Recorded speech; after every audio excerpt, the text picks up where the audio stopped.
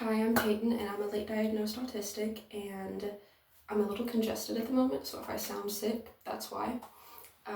But I want to talk about the misconception that autistic people are inherently narcissistic or have a lack of empathy, because that's just not true.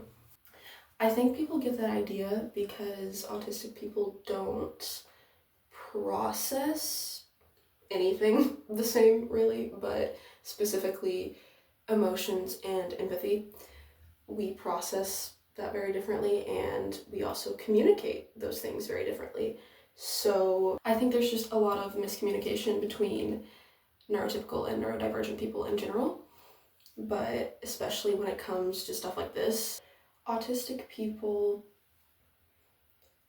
sometimes, and again, everything I talk about is not going to relate to every single autistic person because it's a spectrum. We're all different. We're not carbon copies of each other. But I'm speaking in a very generalized and specific to my experience when I am speaking on the topic, because I can only speak from my experience. I'm one autistic person, and if you've met one autistic person, you've met one autistic person. But some autistic people, have a hard time understanding the perception of others, because when you think about it, neurotypical people have a really hard time understanding how autistic people perceive the world. So we also have a hard time understanding how you guys perceive the world and what makes you upset and how your emotions are triggered. So it's not that we wouldn't empathize with you if we understood where you were coming from. It's just that we literally don't understand sometimes. And the best advice that I can give a neurotypical person that is trying to communicate with an autistic loved one in that situation would be to just over-explain the fuck out of yourself. Not in an infantilizing way. Don't treat them like a fucking child. Just explain it to them like they don't understand it, because they likely don't. A lot of the time we also might just not understand or process that you're trying to communicate that you're upset. Like, if you don't directly tell me that you're upset with me, I might literally have no idea. Like, if you're just giving me, what's the word?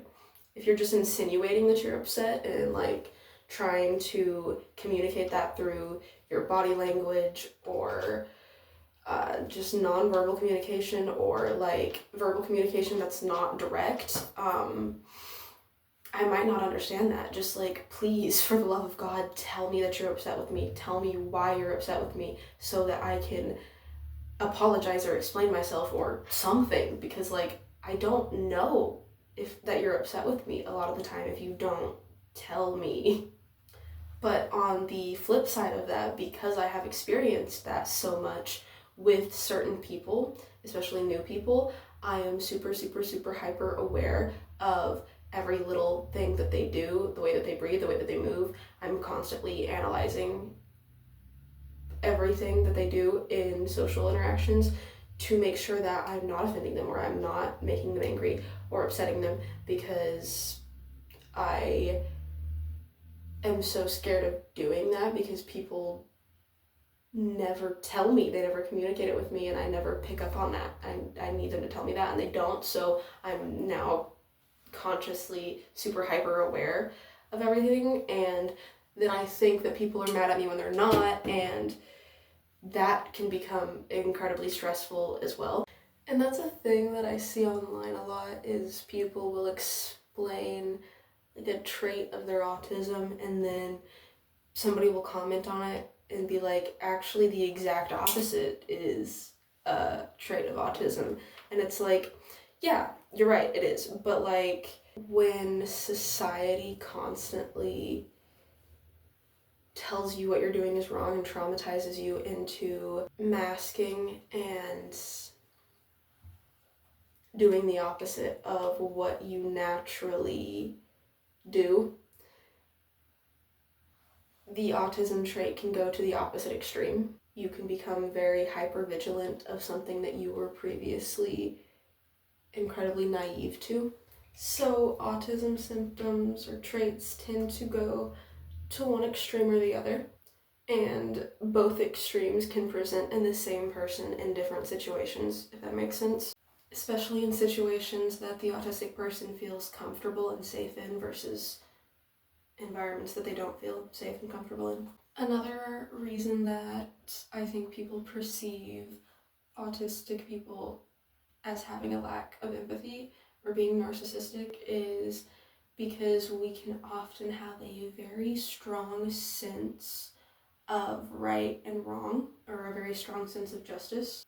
So we can have a difficult time relating or understanding somebody else's morals or values. And if you do something that we perceive as wrong, we might just kind of just see you as a bad person at that point. Like, you did something bad in our minds, so you're a bad person. And I definitely used to see the world like that a lot more. I think I've gotten better at it. At this point, like, I mean, everybody makes mistakes, and to me it has to do with whether or not you have the emotional maturity to own up to your mistakes and apologize for them. And if you can't, I don't see you as a bad person, but I have such limited energy already. I'm not going to give someone like that my energy, regardless of who you are. But like, I've been there, and I think most people have pretty amazing potential, and we all have space to learn and grow.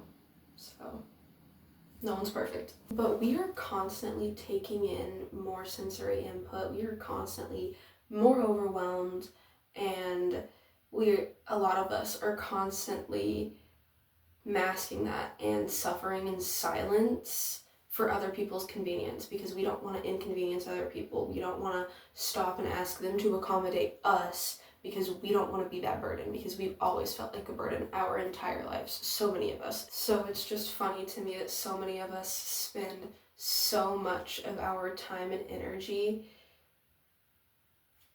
hiding the fact that we're suffering and taking more just so we don't inconvenience other people, and yet we're still called narcissistic and selfish and cold. It's like, there's no winning. So this idea that if you're autistic, you don't have empathy with other people, right? Because you don't understand them and they don't understand you. Is that not like a psychopath though? Is that not? Well, that's it. It's there's a lot of stigma around it, because it's like, oh, these guys, they're like robots, you know. And it's not true. So this guy pointed it out with a series of experiments, and also just with like logic, because he's an academic who's also autistic. Yeah. And he said, well, listen, imagine it in the following way. Like, autistic people mask all the time, right? Like, they have to learn how to like block out sounds they find intolerable and shake hands if they don't want to shake hands, and hello, and try and make small talk. So they're busting their bollocks just to fit in. Yeah. And then they say to someone, could you chew with your mouth closed, please? And then they go, oh, fuck you. I'm sorry, but that's so rude. How dare you talk to... Who's got the least empathy there? They ask for one thing and they don't get it. Autistic people are very good at empathizing with other autistic people, in the same way that, non-autistic people are very good at empathizing. The problem is when it's two different ones. Yeah. And that it's forced one way, because, only about between 1% and 3% of people are autistic.